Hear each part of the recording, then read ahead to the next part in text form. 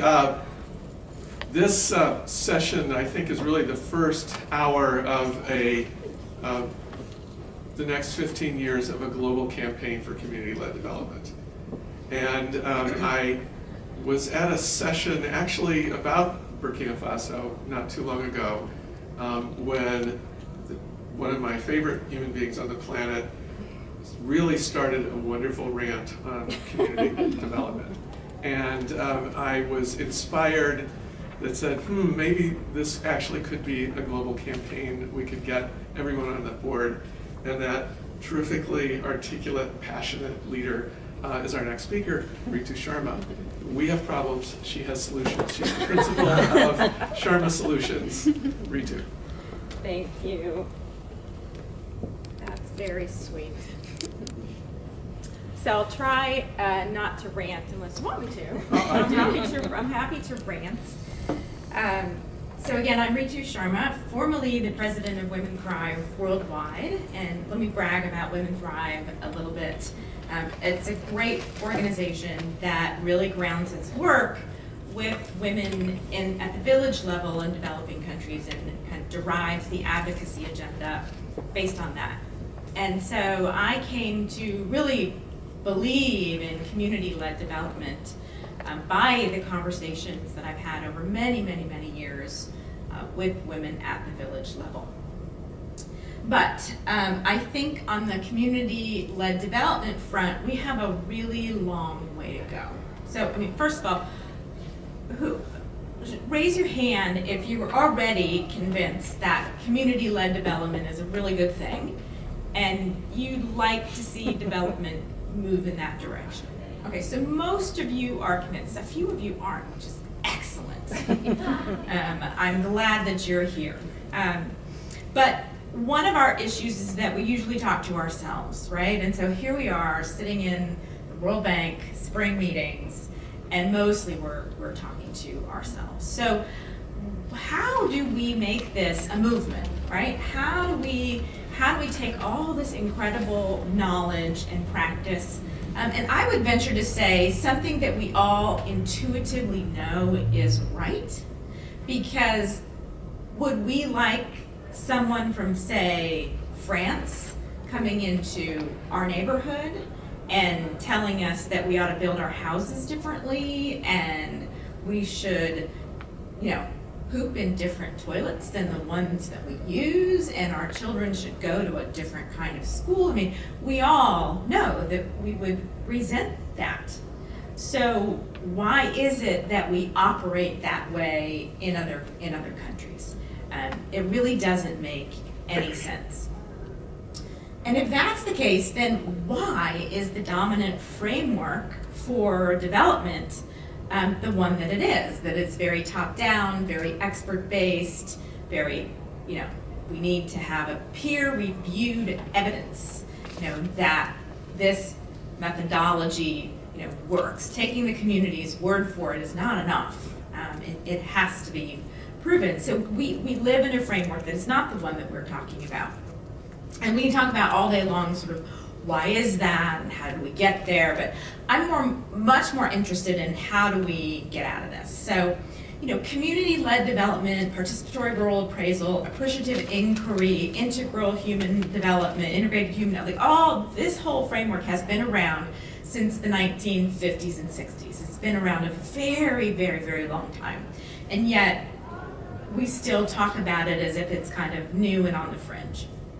So here are my recommendations for how we break out of this box that we're in and create a larger, more influential conversation about community-based development. First is that we do need to go get that evidence.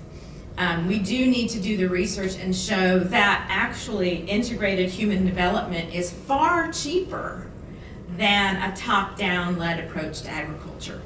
There are many cases where community-led solutions are happening, and 50 miles away, a top-down solution is being implemented. We should be doing, essentially, RCT research on what are the outcomes and what are the costs that go into that. I would think that we would have a huge amount of evidence on our side to show that this is it, and that it is not slow. It is actually rather fast. You are going to get outcomes yes, it can take a long time, but you can also see transformation in a growing season, right? So you can get quick outcomes. It is more cost effective. It is more sustainable. You can go back 10 years after the fact and see that your impact is still happening, and include that in your rate of return. So I do think we need very rigorous research and analysis on this. The other thing is, I think, to put this in the right perspective, most development that's happening around the world is already community-led and is already community-financed. It's mostly financed by remittances. But most communities are doing their own development. They're choosing what to do with the money that comes because there is no outside support. You know, the communities that we touch through our work is a very small percentage of communities that are living in poverty around the world. So something is happening out there that's already working, or maybe could work better. Let's go see how we can join with those efforts and tap in, right? Rather than needing to go, and establish, a relationship with a new community. If you've got the relationship and you've been there for 70 years, great. But there are already, as you said, there are already structures, there are already systems.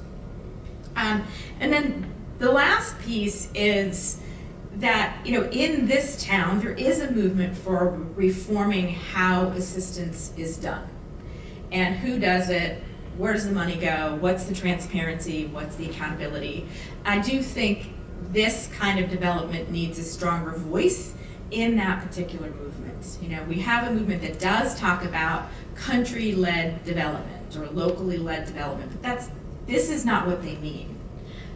They mean something a little bit different, like we'll consult with the community, or we'll let the government decide what the priorities are. So that's a slightly different thing, and I would like to see us get ourselves organized better for that. One of the things that I've tried to do, which I think has had some success, is I essentially went out to different countries and wrote a book and told the stories of women who are organizing their own communities, to try to share with American women around the country that this is happening, that women are capable, they're doing this, and how Americans can get involved and support this effort, not just for development aid overall, but specifically for community-led development. So I invite you to take a look at the book if you get a chance. It's called Teach a Woman to Fish. I do want to say a few things for those who are not convinced. First of all, again, thank you for being here. I don't think that community-led development should be the only approach to development, because there are many things that communities, even if you aggregate them, can't really do for themselves, right? They can't pass laws, they can't create law enforcement systems, they can't build highway infrastructure, they can't reform schools in the country. There's many macro level things that communities should have input into and should be pressuring, but they can't necessarily do for themselves.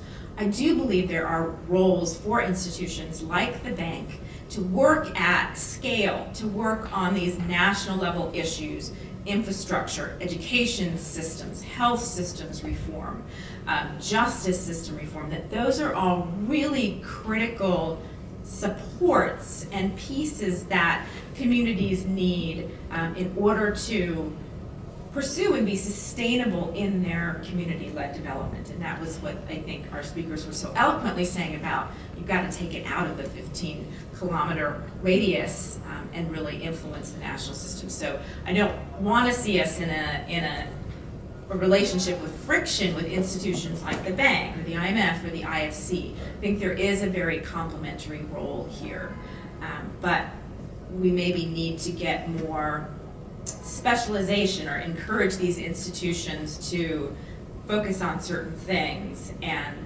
leave kind of the community level work to organizations that are going to let the communities lead. So I'll stop there. Thank you very much for coming and look forward to our conversation.